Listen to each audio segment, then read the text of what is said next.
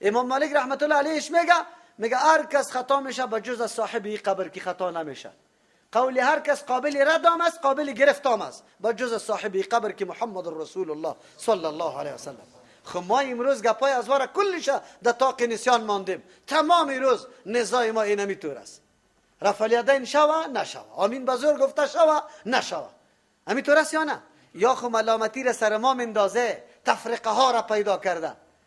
تفرقه را ما پیدا نکردیم. در حدیث ثابت است تو به مردم حدیث بیان کو، مردم تفرقه نمیکنه.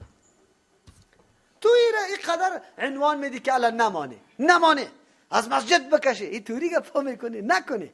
بیا و قل آمنت بما انزل الله، بگو برای همه مردم اعلان بکو که ایمان آوردیم بما به او کتاب انزل الله که روان کرده الله من کتاب از کتاب که قرآن کریم هم دو داخل است. ما پیغمبری هستم که تبعیض قائل نیستم، شما یهود واره نیستم که یک کتاب قبول کنم دیگه شرط کنم، شما نصارا واره نیستم که کتاب خدا محکم کنی دیگه کتابا را نادیده بگیره. کل کتابای آسمانی را ما قبول داریم، کل کتابا با شمول قرآن کریم. ما میگیم همینطور اعلان میکنیم کل کتابای فقه را قبول داریم، لیکن با شرطی که دو زیادت نشده باشه، نقصان نآمده باشه، به سر و چشم قبول داریم. به سر و چشم که به مبنا و اساسی کی باشه؟ قرآن و حدیث باشه. شما یک کتاب قبول دارید دیگر ندارید، ما کلیش قبول داریم. خب شرط داریم، شرط برای قبولیت شرط داریم. اونجا هم پیغمبر علیه السلام میگفت شرط میمانیم امو تورات و انجیلی را که قرآن تایید میکنه، امو زبوری را که قرآن تایید میکنه، به سر و چشم قبول داریم. شما واری نیستیم که تبعیض قائل باشیم. بالکل ما امروز هر کتاب فقه را به دیدی احترام مینگریم به شرطی که کی تایید کنه شه؟ قرآن و حدیث. و امرتم مامور شدیم لأعدل بینکم. اگر تو میگی قرار بشی هر کس که در مذهب رفته تو را چی؟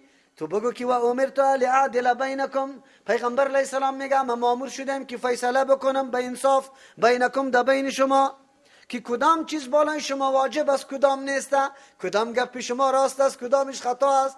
این را باید فیصله کنم، این باید فیصله شوه. این را باید ما بدانیم که کدام گپی ما حق است کدام ناحق است. این را باید ما پیش کنیم به قرآن و حدیث. الله ربنا و ربکم. اگرچه ما و شما با هم مشترک هستیم، چه نزاع داریم؟ چرا قدر ضد میکنی؟ وی الله ربنا و ربکم، پروردگار الله رب ما، مالک متصرف ما است، از شما است، مربی ما است، از شما است. پیغمبر به یهود و نصارا میگه یک الله ماست، لنا اعمالنا و لکم اعمالکم، عمل ما برای ماست و برای شما اعمال خودتان است. در اینجا خام نزاع نداریم، هر کس به خود عمل میکنه. لیکن لا حجت بیننا و بینکم، هیچ خصومت هیچ بحث و مباحثه در بین ما و شما نیست. الله یجمع بیننا، الله جمع میکنه در بین ما، و الیه المصیر، خاص به سوی الله بازگشت ماست. خب ببینیم که فیصله کنیم که کتاب الله چی میگه. بیبم کتابای الله که واقعا پیش شما بود، تحریف نشده بود، بالکل درست بود، ما هم رد نمیکنیم. خب ما کی رد میکنیم؟ تحریف رد میکنیم. ما کی رد میکنیم؟ نظریات داخل شده شما را رد میکنیم که شما در کتابایتان نظریات داخل کرده از احمد و محمود. ما امروز همینطور بگه چی نزاع داریم در بین خود؟ کدام بحث داریم؟ حنفی، شافعی، مالکی، حنبلی کلگی پیروی کتاب الله و چیستیم؟ سنت رسول الله. الله رب ما است، از وام است، عمل ما برای ما، عمل شما برای شما. یک چیز است، بحث و مباحث هم در این مورد نداریم. فقط و فقط الله ما را جمع میکنه، به سوی الله باز میگردیم. به سوی الله که باز میگردیم، مسائل خودم به الله باز نگردانیم، به کتاب الله باز نگردانیم، حقیقت واضح نشوه، بالکل شوه. والذین یحاجون فی الله، کسانی که محاجه میکنه، خصومت میکنه فی الله در مورد دین الله تبارک و تعالی، امر مسلمانان، من بعد ما استجیب له، پس از اینکه قبولیت آن کرده شده، اجابت همو دین کرده شده، حجتهم داحضة، خصومت از و دلیل از و داحضة باطل است، چیسته مقام نداره عند ربهم، بنزد پروردگارشان، و علیهم غضب، بالایشان غضب است، و لهم عذاب شدید، برای از او عذاب خیلی سخت است. کفار میخیزن در مورد دین الله، قطع مسلمانان جر و بحث میکنه. چی دلیل داره؟ این دین خود دلایلش مکمل بیان کرده شد، بلکه از نمونه های خارج هم تایید از این میشه. علمای بزرگ در دین داخل شدن، اوتر مردمایی که دانشمند بودن داخل شدن. باز شما دلیل گویی میکنه امروز الحمدلله در دین اسلام امو فیلسوفا، امو ساینسدانا که سالا عناد با اسلام داشتن، آخر چی کردن؟ اسلام پذیرفتن. حالی هم شما جرو بحث به این دین داره. این دین خواهان قدر واضح هست که پرسان نکن. ما به می دوستای خود میگیم که همیشه در جبهه مخالف ما قرار میگیره. الحمدلله کدام رایی که ما دعوت میدیم یک عالم مردم میره قبول کرده. الحمدلله علمای بزرگ امی منهج پیش میبره. امروز در عربستان شما یک عالم نخواد پیدا کنی که خود منسوب به یک مذهب بسازه یا فتوا را بده از کتاب فقه خود، و همیشه که فتوا میده از کی میده؟ بگه از قرآن و سنت میده و خود متکی به قرآن و سنت میدانه. ما تو هم کارا بکنیم ان شاء الله این نزاعها، این اختلافات و تفرقات مکمل از بین رفته. خود به خود کلگی خود یک وجود فکر میکنه. همه مسلمانا، اگر در افریقا است، اگر در افغانستان است، هیچ احساسی بیگانگی نمیکنه. خب ما تو اگر گفتیم نه، در ذهن مردم ماندیم که مذهب از کیست؟ از امام اعظم رحمت الله علیه. بس این میره حق بدان دیگاره بگه خطی بطلان سرش بکش، دیگه نزاع است. هر جایی که خلاف هم میبینی باز دیگه نفرتیت میاد، بدیت میاد، قطعش دشمنی میکنی. نه، ما میگیم که هر عمل موافق قرآن و حدیث باشه. بس اینی گپ بهترین گپ است. الله الذي انزل الكتاب، الله ذاتی است که روان کرده قرآن بالحق، برای ظاهر کردن حق. یک معنا الله ذاتی است که روان کرده الکتاب قرآن کریم بالحق که مشتمل است بر تمام مسائل واقعی حقیقی که مطابق فطرت انسانی است و ضرورت انسانی است. والمیزان، الله روان کرده میزان. اینا قرآن دو صفت داره. یکی کتاب است که جامع است تمام مسائل، آن چیزی که نیازی بشریت است الله در این کتاب خود ذکر کرده، و هم قوانین و احکام ازی مطابق فطرت است، بالکل موافقت با عقل داره، با درایت داره، هیچ نوع نقصان داشت دیده نمیشه. یک دوم الله کتاب روان کرده والمیزان، میزان ترازو را میگه. اینجا آن چیزی که معیار سنجش است، هر چیز سری قرآن سنجش کو، حق و باطل سری قرآن سنجش کو، فرقی حق و باطل سری قرآن بشناس. بس خودم تو سری قرآن بشناس، اعمالی تپیش کو که با قرآن موافقت داره یا نه، عقیده تپیش کو که با قرآن موافقت داره یا نه، اخلاقی تپیش کو که با قرآن موافقت داره یا نه. معیار وجود داره. الله قرآن من حیث ترازو که طول کنی همه چیز قطش، یه معیار است برای سنجش روان کده. این کتاب الله تبارک و تعالی سیر معیار قرار بدیم. و ما یدریک لعل الساعه قریب، چه چیز تو را آگاه می سازه پیغمبر علیه السلام شاید که قیامت قریب نزدیک باشه. چرا یا اینقدر گستاخی میکنه وقتی که نمیفهمن، قبول نمیکنه قرآن، باز مطالبه عذاب و قیامت کرده رویست. یستعجل بها الذین، بجلتی طلب میکنه این قیامت و کسانی که لا یؤمنون بها، عقیده و باور برش نداره. والذین آمنوا، کسانی که مؤمن اسوا میدانه، مشفقون میترسن، خشیت دارن، ترس دارن منها از امی وقوع قیامت. چرا؟ به خاطری که تصوری هولناک از یاد از ذهنی از یا وجود داره. و یعلمون انها الحق، میدانه امی مؤمنا که واقعیت است، ای امر حقیقی است. الا خبردار ان الذين یقینا کسانی که یمارون شک کننده است یا مخاصمت و جر و بحث بیجا میکنه فی ساعتی در مورد قیامت، لفی ضلال بعید، در گمراهی خیلی دور از حق هستند و مردم ها قطعشان بحث هم نمیشه. کسی که عقیده با آخرت نداره، به حساب و کتاب نداره و میگه میدان آزاد برای ما هست، هر چیزی که میکنیم، کسی پابندی سر ما نلنگانده. الله لطیف بعبادی، الله دو معنا میکنیم، پورا مهربان است بعبادی، به بندگان خود. به روان کردن قرآن پیغمبر، به معلوم کردن دنیای دیگه، به تصویر کشیدن حالات هولناک قیامت، بسیار مهربان بالای بنده خود است. یرزق من یشاء، روزی میده الله کسی را که الله بخواه از رحمت عام خود. فرق مؤمن و کافر در این مورد نمیکنه. و هو القوی، و الله زبردست ذات است، میتونه هر کسی که راه مخالفت پیش میبره الله بگیرشه. العزیز، و زبردست ذات است، هر اراده الله نافذ شده نیست، کسی مانع شده نمیتونه. دوم الله لطیف، الله محسن است، الله باریک بین است به عبادی، به بنده های خود. بسیار با دقت میبینه که چقدر رزق به کی داده شوه، به مؤمن، به کافر، به فلان، به فلان. الله محاسبه دقیق داره. یرزق من یشاء، روزی میده الله به کسی که او میخواه. چرا؟ او محاسبه دقیق داره، الله تقسیم میکنه. و هو القوی، الله قوی است، به هر کس داده میتونه. خو لیکن او تور نمیکنه. العزیز، زبردست است، میتونه هر عملی خدا، هر حکم خدا سری کلگی نافذ کنه. لیکن الله نافذ به جبر نمیکنه، اختیار داده که مردم چی میکنه. من کان یرید حرث الاخرت، کسی که اراده داره پیداواری آخرت، کشت و زراعت آخرت اراده داره، نزد له فی حرثه، ما زیاد میکنیم یعنی ترقی میدیم. فی حرثه، دینامی کشزار آخرتش. اشاره میکنه ای انسان، دنیا عمل کشزار است، مثل که در حدیث هم الدنیا مزرعه الاخره آمده. دنیا کشزار آخرت است، توسط عقیده و عمل خود بری خود پیداوار بکار و بعد از او بگی. هر کس اینمی میدان است. اگر کسی اراده کشزار آخرت داشته باشه، سخنش، کردارش، گفتارش، اخلاقش، تمام اعمالش اگر به نیت آخرت باشه که مطابق دستور الله باشه، کلش الله میگه من ترقی میدم در تمام ای اعمال آخرتش. و من کان یرید حرث الدنیا، کسی که اراده دارد تنها کشدار پیداواری دنیا را، الله میگه نوتی مینا، در دنیا برش میدم، کمی و کاستی برش نمیکنم. کفار ببینه چقدر الله برشان داده. خو لیکن و ما له، بیت آدم نیست فی الاخرت، در آخرت من نصیب، هیچ حصه نداره. چرا؟ کل سرمایه خدا قربانی متاع دنیا ساخته، وقت خدا، قوتهای خدا، فقط تلاش کرده پیدا کو، بخور، خواب بکو، استراحت بکو، مانند حیوانات دیگه. لیکن مومنی که بصیرت و دیدش خیلی وسیع بود، از چار دیواری دنیا برآمده بود، میگفت که فقط زندگی موقت است و اینجا زندگی دیگر دائمی داریم، برای از او خودسازی کنیم و برای از او آمادگی بگیریم. اونو مردم چیست حصه آخرت برای خود گرفته. ام لهم شرکا شرعوا لهم من الدین، رد میکنه، زجر به شرک میکنه. بعضی چیزها را از خود میگفت حلال است، این حرام است، این سر ما بند است، این سر ما بند نیست. این طوری گپا را زنام خیلی زیاد دارد، همین ټوټکه های خود بل از خود کشیدن.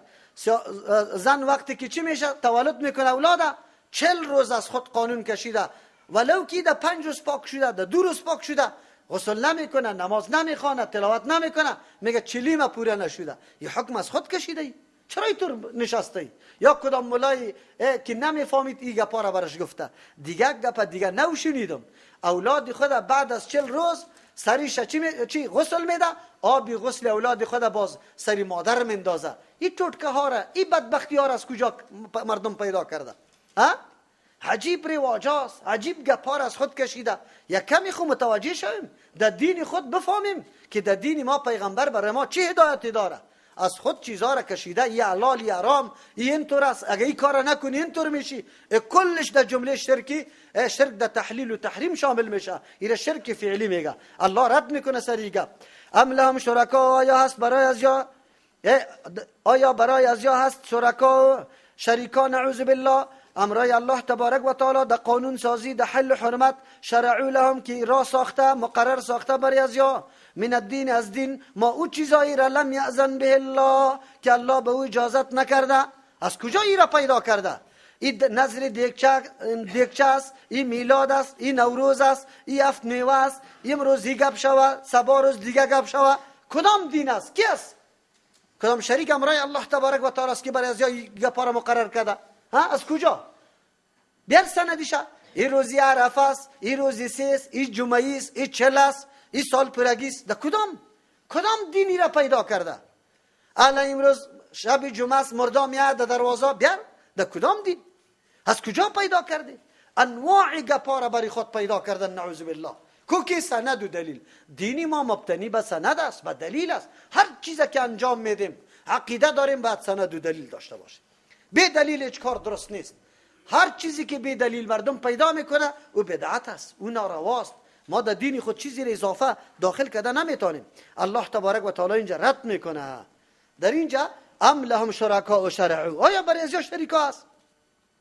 این کارای ناجایز از کجا پیدا کردن؟ اجازت از این کی داده؟ پیغمبر خو نداده، پیغمبر خو نکرده، پیغمبر خو ترغیب نداده. از کجا پیدا کردن؟ آیا کدام شریک است؟ نعوذ بالله. میلاد ثواب داره، بیار سند و دلیل. پیغمبر گفته، صحابه گفته، کرده، کدام میشه؟ این را به طور مثال براتون گفتم. خب ولولا کلمت الفصل، اگر نمی بود فیصله کلمت الفصل گفتار فیصله شده در تاخیر عذاب، که الله عذاب تاخیر میکنه، میدان برات پیش میکنه که چقدر تو تفکر میکنی، رای حق میپیمایی باطله.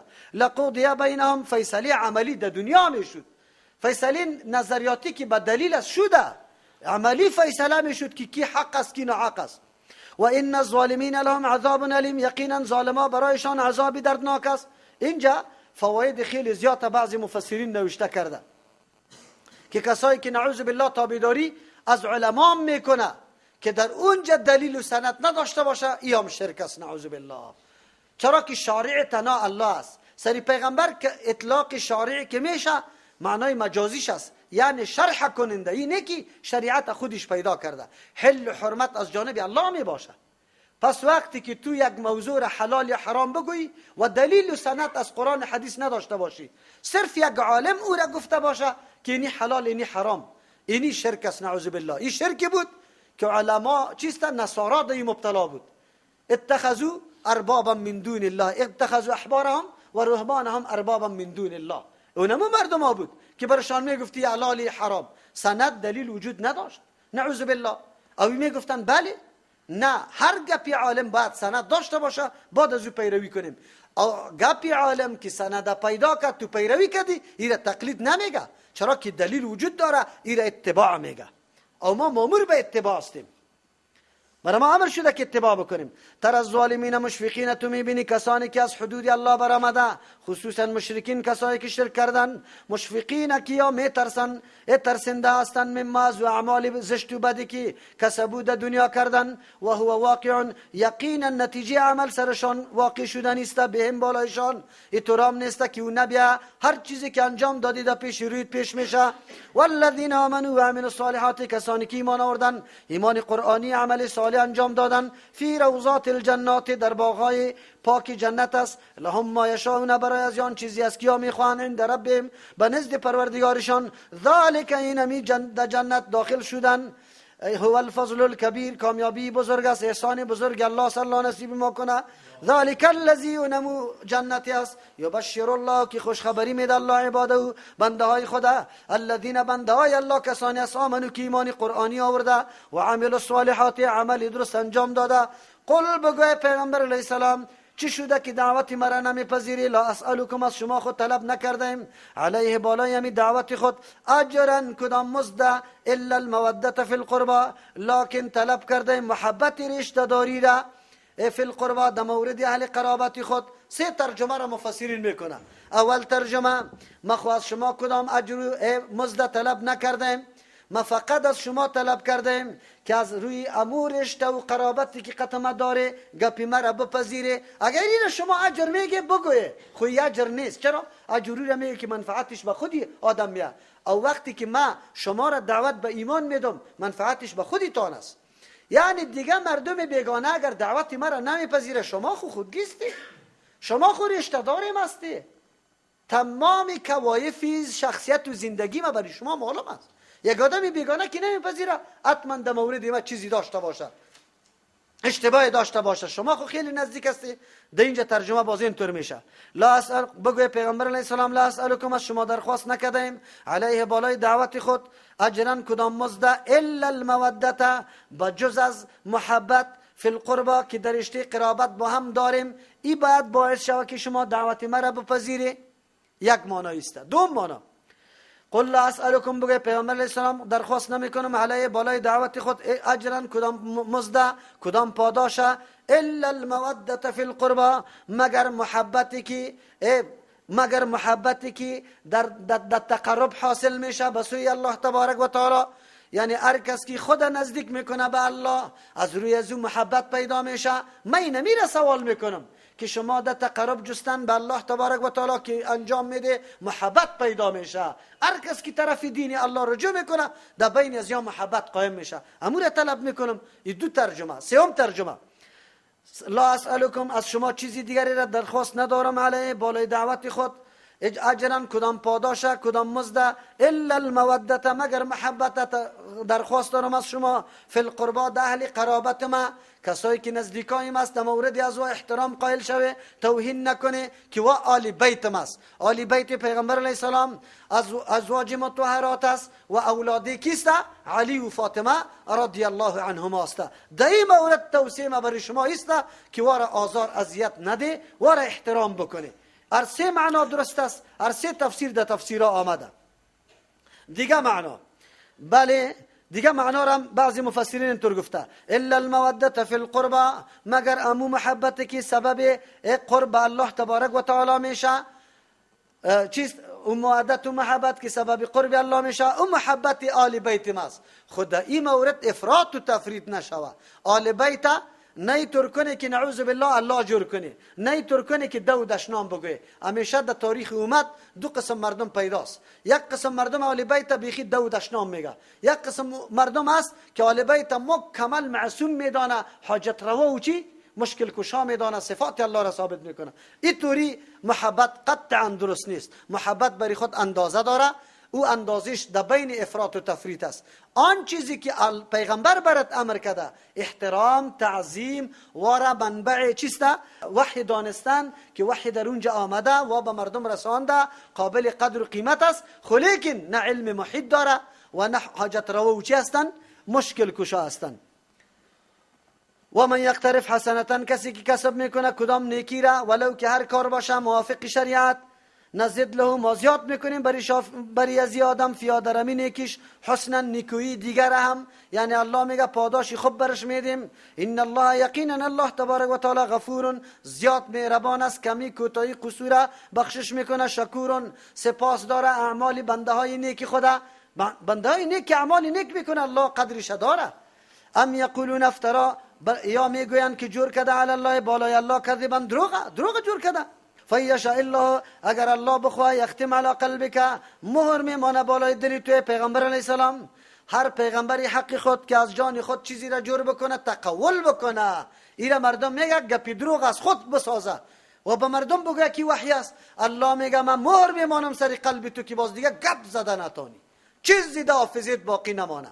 پیغمبر علیه السلام خسرش مهر مانده نشده سر قلبش، بلکه فصیح بلیغ فامیده و شر همه چیز است. معلوم شد که چیز دروغ هم نگفته، چرا اگر دروغ میگفت از خود جور میکرد الله سر قلبش چی میکرد مهر میمان. و یمحو الله الباطل الله محو میکنه باطل، کسایی که دعوای نبوت باطل میکنه الله از بین میبره. یک مانا و یمحو الله الباطل محو میکنه الله باطل، وسوسه هایی که در حق نبوت تو مردمای بیدین میکنه، مردم نعوذ بالله از راه میگردانه، شبهه ها میندازه الله محو میکنه. و یحق الحق الله ثابت میکنه دعوای نبوت حق یا او دلایلی که واقعیت داره به کلماتی به حکم خود الله او را ثبات نصیب میکنه که هیچ کس مقابلش نمیتونه. انه علیم بذات الصدور یقینا الله تبارک و تعالی عالم است به صاحبان سینه، هر عقیده و نیت و چیره اراده را الله میدانه. و هو الذی یقبل التوبه الله ذاتی است که قبول میکنه توبه را عن عبادی از بنده خود به شرطی که واجد شرایط باشه و یعفو عن السیئات با برکت توبه عفو میکنه الله عن السیئات از گناه های سابقی و یعلم ما تفعلون الله خوب میدانه که شما چی میکنی انجام میده، توبه را به اخلاص میکنی یا نمیکنی کلش به الله معلوم است. توبه را قبول میکنه و استجیب الذین اجابت میکنه، یعنی میشنوه سوال کننده را، حاجت طلب کننده را. الذین آمنوا از کسانی که مؤمن هستند و عمل الصالحات مسلسل عمل صالح انجام میده و یزیدهم بلکه زیاد میده یارا من فضلی از احسانش. او یک چیز طلب کرده الله بس ها چیزی دیگر میده. والکافرون لهم عذاب شدید کفار برایشان عذاب سخت است. و کافر هستند چرا به الله نیاز نمیکنه، حاجت خود از او طلب نمیکنه، از او خاطر برای از او عذاب سخت است. سبحان ربک رب العزة عما یصفون و سلام علی المرسلین والحمد لله رب العالمین.